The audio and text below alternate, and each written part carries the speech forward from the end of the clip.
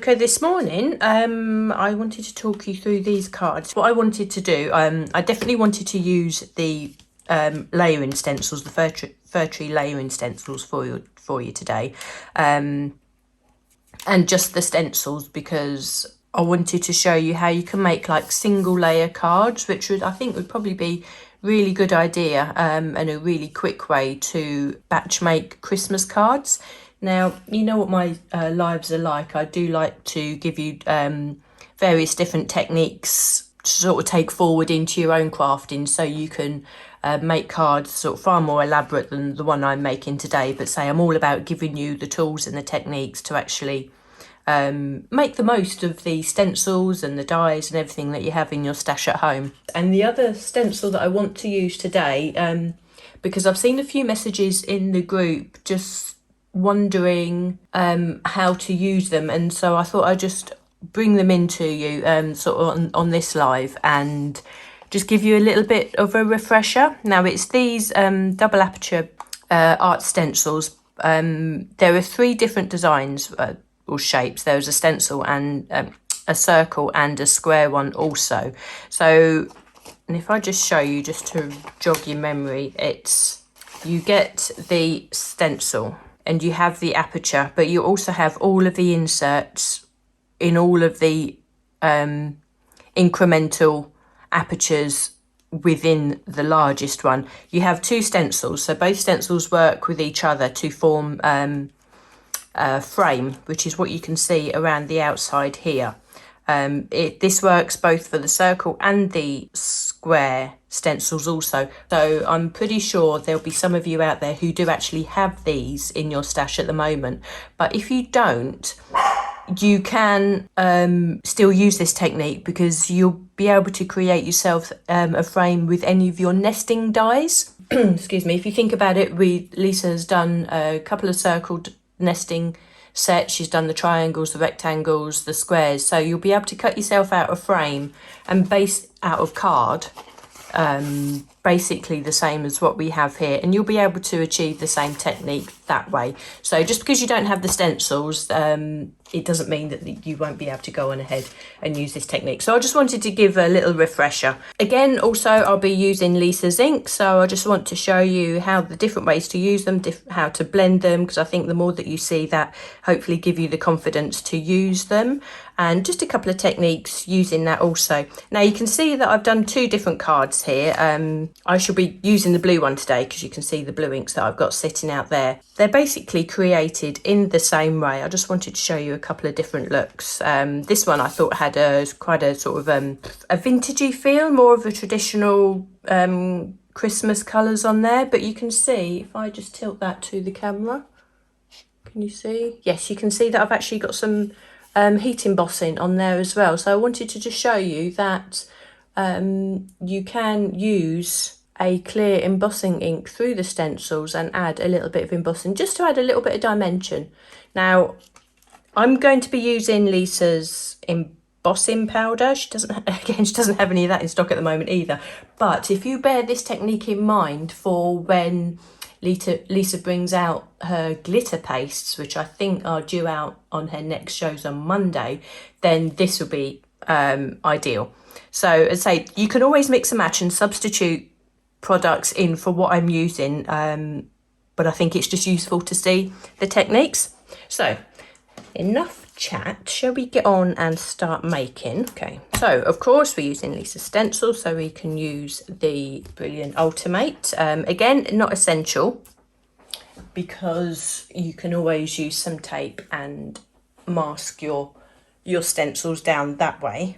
Right, as I say, I'll be using these double aperture stencils. Now, in each of these sets, you do actually have 2 sets. The inserts here do come loose, just so as I know that I'm not losing any. I just keep them taped in with a bit of washi tape here, so I can actually see what I'm working with. Now, what you will notice is that if you actually lay them together like this and hold them up to the light, I don't know if I can actually show you this here, but if you do this at home, you lay them together and hold them up to the light, you can actually see how the layering works on both stencils. So what I'm going to do, actually you might see it better when I take this off. I'm going to be using the largest aperture of each one, but you can equally use these internal layers to create the same effect, but for smaller areas and smaller apertures. So let me just take those out, and you can see actually how beneficial having that washi tape is on there, because these would sort of fly out and go everywhere, and I know that I would lose little bits. And you actually, if I layer this that way, you see these two largest apertures, and you can actually see that a frame has been created there. So that is how I've created that outside frame on this stenciled piece. Let me just show you actually that this piece really is a one-dimensional, and I wanted to show you this because obviously when Christmas come in and we send out lots of Christmas cards, we've got to bear in mind sort of the postage costs and whatever. And if it's I live in Ireland, and I know whenever I post a letter, they test it through this tiny little slot to see if it goes through, and any little bit of dimension will stop that going through, then you have to pay extra. So it's actually quite useful to know how to make these single layer cards. You see there is no dimension there at all, but I think because of the beauty of Lisa stencils, you can create an illusion of depth. So, and that's actually what I really like to enjoy. That's what I enjoy doing, sort of using the inks and whatever. So we have the stencils here. We have the benefit of the peg system. I'm going to go with the larger of the apertures first. So I'll just place that down, and all I'm just going to do is just position the piece of card underneath to where I want it. Now I'm setting it off to one side. You can equally go into the middle and do it that way. Again, that's entirely up to you. So I'll make sure that that sits straight, and I'll just use I use the grids actually on this mat here just to help me line that up. Okay, and we use our magnets just to keep that all in place. Okay, so I should be using the blues. I think I'll use the Tranquil Waters actually. I think I'll go slightly different shade to what I've used here. Again, I like to have just a couple of other colours there also, just in case the fancy takes me to try something a little bit different, because you never know once you get going on these things. I'm just going to move my mat aside there, so I've got a little bit of blending space. Okay, because I never like to go straight onto the card. I'm fast learning that Lisa's inks are actually quite forgiving, especially when you're using these brushes. It's just habit, I think. Okay, bear with me. I'll just get myself a piece of copy paper because I don't like the idea of putting the ink onto my mat there. That's just me. I think the mat cleans off well enough, but there we are. That just gives me a bit of space there, a bit of wiggle room, so I can blend my ink on. You'll notice from the card here that I didn't blend into this corner, and I done that on purpose because obviously we're going to stencil the tree there, and I didn't want the colour from the frame to interfere with the tree. So we can start blending our ink. And you can see straight away, just with one sort of swipe of ink onto the brush, that we've got plenty of colour on there. And the more that you work it in, it smooths out the blend. But also, you actually just use all the ink that's on the brush, so it's quite economical, really. We don't want to waste anything unnecessarily. I'm just going to come in with a tiny bit of shading, so I think I will use a bit of the grey there. It's not going to make a huge amount of difference, but it'll just give us a tiny little bit of shadow, and I think once I take this stencil away, you'll see what that does. And this is just to create the frame on the background. I'm not too worried about the internal section at the moment, because when we put on the next part of the stencil, that's when we can work onto this inner piece of colour. And you can see there we've got a really lovely colour blend already, and I really quite like it with that sort of halo effect in the middle. Now we can bring in our new stencil, and hopefully you can see just through through the stencil there that we have our border. Now we can start working on building that colour on the inside. So we can afford to go a bit darker and just bring plenty of ink in and just blend, blend, blend. And I think this is a really nice way, because you've got a nice big area to work on. It's a really nice way to get a feel of how the inks work and how the inks move about for you. I will just bring a tiny bit of colour there. It doesn't look like much at the moment, but once I remove this stencil, you will see that there's a very faint line. I'll perhaps come in with a little bit of the darker blue, because I suppose this background area was sort of creating the illusion of the background sky, I guess. On the other card that I'd done, I blended the green and a tiny bit of red, and that worked really well also. So it's entirely up to you how you create this, the colour effect. I'm perhaps making it darker in the top corner here, but you can also bring that darker shade down into this corner as well. That's I think that's the beauty of what we do here. And you can make every card look different, and everybody's card will look different as well. So I just perhaps want to bring in a tiny bit more of a contrast dark up in this top corner. Now on this card here, originally I actually used purple to create this shading, and when I come to do the next technique where I actually bleach off some of the colour, I think that's why that's turned that pink, but I think that actually works quite nicely. But this card is going to have a slightly different feel, which is actually what I was after. So you can see there, I actually find this really quite therapeutic, and I could probably sit here for about 20 minutes just blending away like that, but I won't, not today. Now, right, you can see there the effect that we've created already. Now that is a perfect backdrop to absolutely anything. It doesn't need to be Christmas, and if you imagine with other colours, you can put your die cut flowers on there, you can put your embossed flowers on, you can stamp absolutely anything, or even, you know what, just stamp a sentiment in there. I think it's absolutely perfect background, and it's flat as anything as well. Right, I'm just going to put the aperture back on there, because what I don't want is to affect the frame around the outside. So I'm going to put the aperture back, and I'm going to bring in one of my SLIMLINE Festive stencils. Now I'm sure there's plenty of you with these at home as well, but again, use what you have available. If at all, you don't actually have to at all. Make sure you have a spray bottle on hand, because what I want to do is just... Now, I could either stencil this pattern into the background, okay, and I'm only going to use a tiniest bit of ink that I may have left on the brush just to show you that effect. I want to stencil that into the background, and if I bring this card in, this is what I've done here, but I've used like this Moroccan type design, and I think that worked really well for the Christmas colours in red in that background. And I just inked through this stencil and the stencil there to create that background. So that's what I've done here.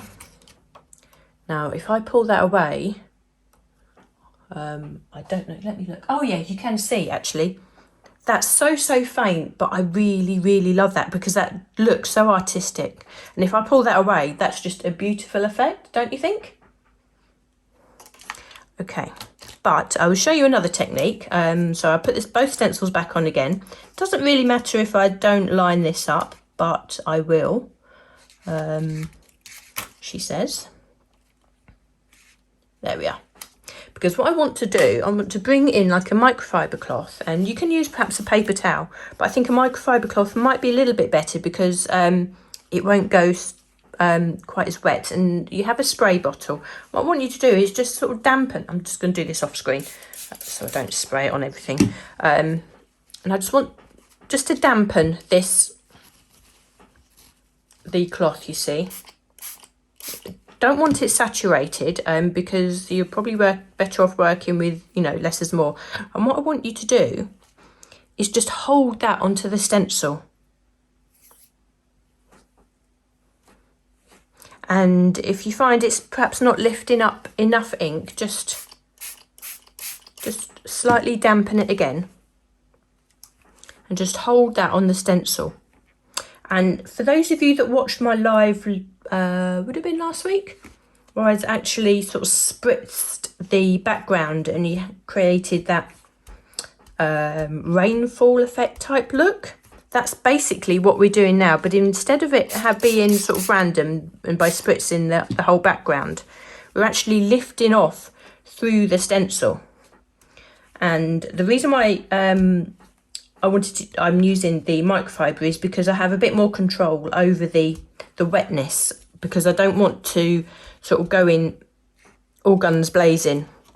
Now, if I take that away, you can see that that's started lifting the ink, and again that just gives you that pattern in the background, but a lighter version of the pattern, which I think is really nice. And you can see I've actually spent a bit more time and perhaps gone a little bit wetter with the microfiber cloth, and I've lifted and bleached out a lot more of the design there, and it's gone slightly pink, I think, because I've used a purple on there to darken. So let me just try it again. I'm just going to go all in with a slightly wetter cloth. There we are. There we are. You can see that that's working now. It's always best to go in sort of slightly lighter and build up that effect. Now, I really like that. It gives a really nice dimension. Now, what you could do, and what I've done in the background here, I did just spritz the background also, so I get all of the, I'll just bring that up to you, so you get all of the sort of the rainfall snow effect look. I don't think I'll do that on this one, actually. I'll leave this one looking a bit different. Why not? So there we are. We have our background, which is ready to for us to stencil our tree onto now. I mean, just how lovely is that? And really simple to achieve as well. But it looks so effective, don't you think? It just looks like a piece of design paper. I love it. Okay, right, so we're going to bring in our tree stencils now.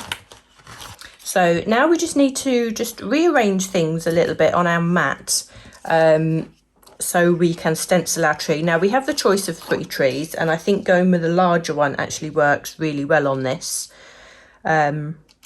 This is the larger tree, and I'm just positioning that to see where the best place is. I'm going to bring in my other stencils because obviously that will start giving me the width of the tree. So I think that will work quite well there. Now you'll notice at this point that I can't actually put this stencil onto the peg system because the card is sort of coming out. Now what I did do, I got myself a piece of card and I've used Lisa's nifty little die, which I can't remember what she called it, the Ultimate Peg Partner, the inline die. And it's the first time I've used it actually, and I've just cut myself the holes in there. So this piece of card will act as my new anchor.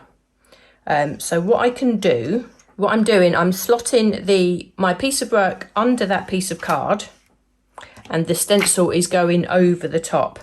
And now this is what this is going to allow me to do, is give me the reference point to line up my stencils, but not having to use this marker point here. Now, the way I'm going to do this is I'm just going to bring one of my brushes in, and I'm just going to stencil over those holes there, because what that then will allow me to do, when I take this away, you have that reference point, so when I can line up my stencil again, and I know that this is going to be in the position, so that means then I've got that reference point to start adding the extra stencils after, you know, sort of layer upon layer. But I'm not having to reach up to the original ones here. So that's how I find the best way to use this is. Everybody will find their own way around of using it, I think. Obviously it's not anchored, so do use a piece of tape to anchor or the magnets, just to anchor your work down. Okay, so we need to now start stenciling the tree. I think I'll probably come in with a bit of grey for the trunk and the base of the tree there. So this starts building up quite quickly. I mean, if you wanted to give this a browny tinge, you can either use a little bit of purple, or you can just come in with a tiny bit of red. Tiniest bit of red, and that just changes the shade just a little bit. You don't want to overdo it, especially not when you're using a blue card here. Okay, so I won't go on any more than that. I don't want that to sort of overpower. So we have our tree base. Now we can just start coming in and using our stencils as we would do normally. So we can obviously add ourselves a little bit of washi tape so we keep that all in one place, if you find that that's helpful. Now I'm going to be stenciling this tree in blue, and I shall use the same blues as I did when making the background, so the whole thing sort of coordinates. And I really like this colour at Christmas as well. So we can build that up slowly. Now remember, you can add shading as well by coming in with a smaller stencil brush and perhaps a little bit of grey, or you could use a darker blue. Purple even works well, to be honest with you. Oh, picked up a bit too much grey there. That's okay, we can just push that into the stencil like that. There we are.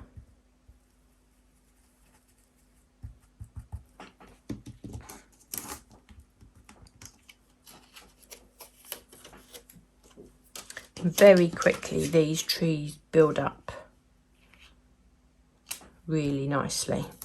So just put that down. We'll put our magnet on as well, so that's not going anywhere, and I'll perhaps use a darker blue. If you do have areas here that you don't want to spoil your card by sort of accidentally running into, just mask over them. There's my washi tape, here we are. You can either add a bit of washi tape and just cover them over like this, or you can just add a little bit of copy paper, just, you know, just like that, just to make sure that you don't accidentally put ink through them, because I do it as well sometimes. I get a little bit over enthusiastic and then I end up with a bit too much ink in one place, and I can't always disguise it. But there are ways around it. So I'm just coming in with this dark colour here. Okay. And perhaps I'll just come in with this slightly greener blue, just to sort of tone that down and make that blend in. There we are. There we are. Okay, so that's stencil number 3, and that's a beautiful tree. Dropping things now. That's a beautiful tree sitting there. I really love the colours of this. Now on to the last stencil. Now this is where you can decide what you want to do. So we'll just line that up. Put this back in place. Now, as I said, bear in mind Lisa has got her new glitter pastes coming out, so what you can use is either white or the silver, or even if there's a light blue, I can't remember the colours. Put that through, and that will give you the super sparkly effect of snow sitting on top of there, which is really lovely. If you look at the one that I've done here, I've actually used this bleaching technique, which I used on this area, onto the section here. So I've actually lifted some colour off to make that look like snow. On this card here, I've put embossing ink through the stencil and heat embossed. And I think I'll show you how to do that, but there's various different ways. You could spread yourself a little bit of glue under there, making sure that you wash the stencil properly afterwards, and then you can sprinkle yourself some glitter on there and then leave that to dry. You could use the artist wax. So perhaps I'll show you how that would work. This is a little bit of the silver, and you really don't need too much at all, and you can, where can I put that? You can just use your finger and just to work that through the stencil also, and that would give a lovely effect. Now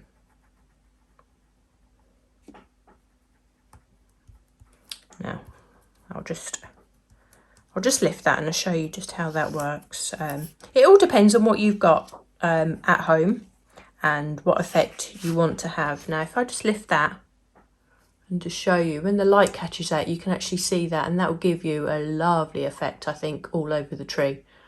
And it's just another way to use everything that you have in your stash, because it's such a shame to have it sitting there. And sometimes I don't know about you, but I go through phases of having favourite things to use. I'll go through a stage where I want to do a lot of embossing, or say I remember that I have my artist wax here, and then I'll find a way to put artist wax on everything, you know.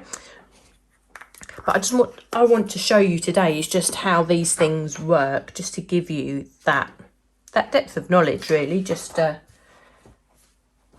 give you the ideas. Okay, so I'm going to use a Versamark. I've got a little ink pad, so I'm going to be going direct from paper pad to paper.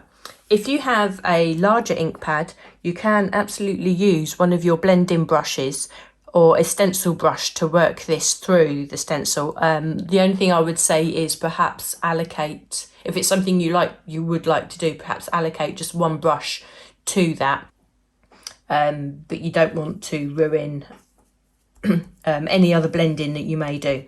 But you can absolutely sort of just go direct to paper through the stencil with the ink, and even a larger ink pad. Actually, if you covered over these other apertures, I think just doing this technique with a larger ink pad will work just as well. And this embossing ink cleans off from the stencil super easy. You just use a wet cloth, perhaps a bit of soapy water, and that cleans off perfectly. Okay, so now we can remove that. Now at this stage, obviously I can see, I don't know if you'll be able to see it, I can see where the ink has actually laid down onto these layers here. But that's just check that, and that just gives you a good indication as to whether you have enough ink for the embossing powder to stick onto. So as I say, I'm using an embossing powder that Lisa had brought out to us in the past. It's super fine one, so it's lovely to use, and this is a silver sparkle, so I think this is gonna look super pretty against the blue.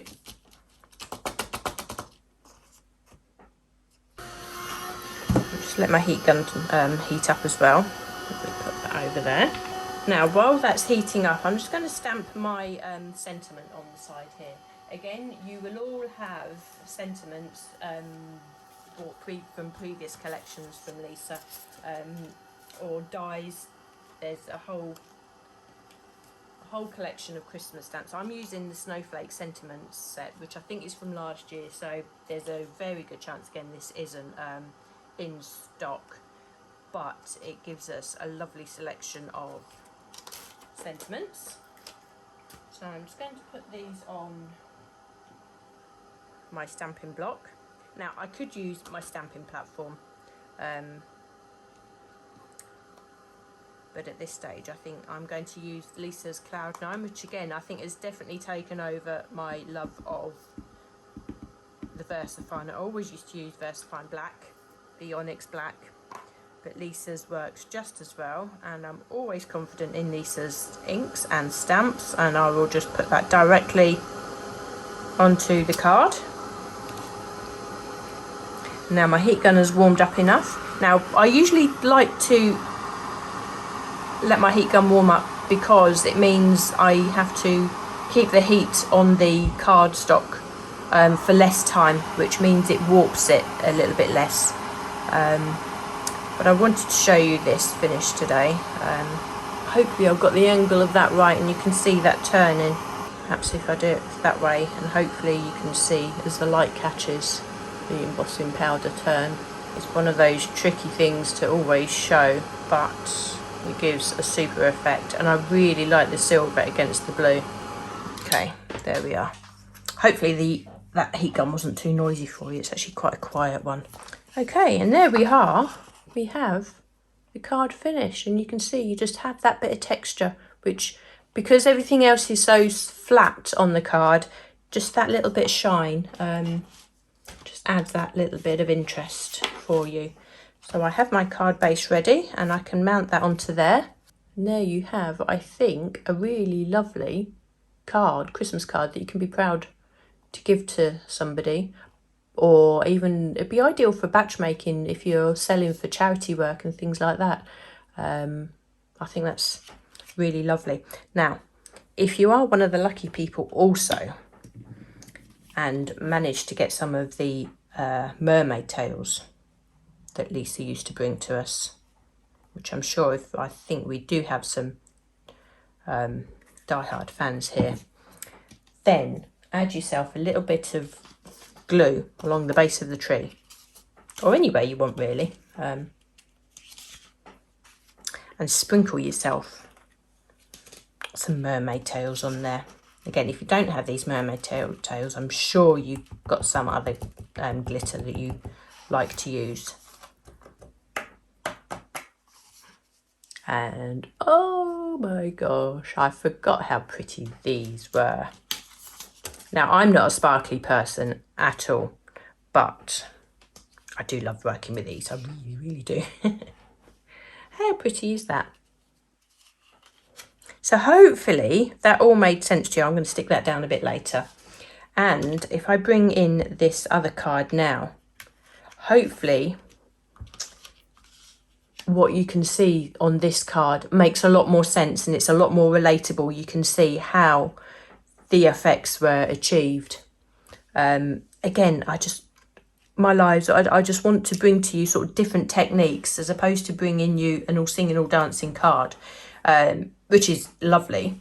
I just want to say, give you the knowledge to go ahead and create something, the tools to do something different. Now, you could die cut the trees, use these techniques, die cut the trees and lay these up to be really, really 3D and really go to town, and they'd look fantastic. And if you do, please do post them into the group, because we'd love to see what you are all up to. So thanks so much again for your company today, and I look forward to seeing you again soon. Take care.